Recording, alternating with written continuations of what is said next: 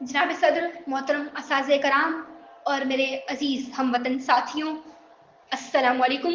आज मुझे जिस मौजू पर लबकुशाई का मौका मिला है वो है यौम दिफाए पाकिस्तान। चलता है खंजर तो चले मेरी रगों में, खुद ही बेच कर अपनी मैं कभी झुक नहीं सकता। चलता है खंजर तो चले मेरी रगों में, खुद ही बेच कर अपनी मैं कभी झुक नहीं सकता। मिटने को तो ये दुनिया भी मिट सकती है, लेकिन तारीख के औरात से कभी मैं मिट नहीं सकता।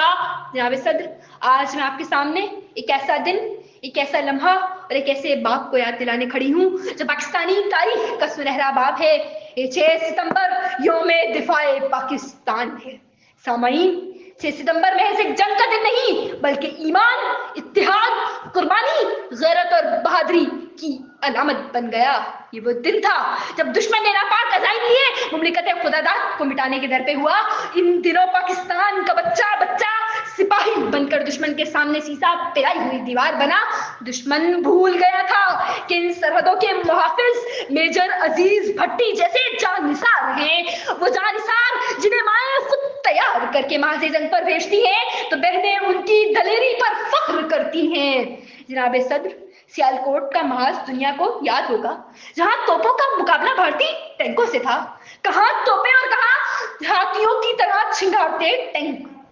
हमारे जवानों ने सीनों पर बम बांधे, लम्हों में वो मैदान टैंकों का कब्रिस्तान बना डाला। दुनिया दांतों में उंगलियां दाबे हैरान थी कि पाकिस्तान ने आखिर टेंशिकन टेक्नोलॉजी कब तैयार कर ली। दूसरी तरफ हमारे शाहीन एमएम आलम ने 1 मिनट में 5 तैयारे गिराने का आलमी रिकॉर्ड कायम किया। आइए जरा पाकिस्तान पहले की तरफ चलते हैं। इन 17 दिनों में पीएनएस गाजी ने भारतीय बड़े को तिगनी का नाश नचाए रखा। पाक नेवी ने द्वारका की बंदरगाह पर हमला करके भारतीय बहरिया की नकलो हरकत को रोक दिया। ये तो थी पाक अफवाज की कहानी। हमारे अवाम के जज्बे जिहाद का ये आलम था कि लोग बमबारी में छुपने के बजाय जहाजों पर पथराव करने लगे। माओ और बहनों ने अपने जेवरात तक मिलकी नजर कर दिए। गाजियों को खून देने वालों की कतारें लग गई। दुनिया पाकिस्तान की जज्बा और हिम्मत की अनमिट दास्तां से मरऊब हो रही थी। सामाईन, ये फिजाए बद्र थी जो दुनिया 20वीं सदी में देख रही थी, जब नुसरत को फरिश्ते उतर आए। बकौल शायर, फिजाए बद्र पैदा कर फरिश्ते तेरी नुसरत को उतर सकते हैं गर्दों से। कतार अंदर कतार अब भी ये अफसाना नहीं, ईमान अफरोज हकीकत थी कि फरिश्ते उतरे थे। भारतीय कैदी सवाल कर रहे थे कि सफेद और हरी पगड़ियों में मलबूस पाकिस्तान की आखिर कौन सी फोर्स है। यही नुसरत थी कि पुल पर हमला करने वाले पायलट को एक के बजाय कई पुल नजर आए। वजह ईमान थी, जज्बे जिहाद और सरफरोशी थी, अल्लाह पर तवक्कल था।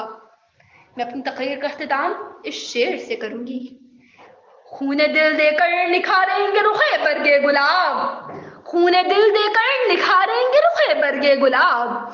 हमने गुलशन के तहफ्फुज़ की कसम खाई है, हमने गुलशन के तहफ्फुज़ की कसम खाई है। पाकिस्तान जिंदाबाद।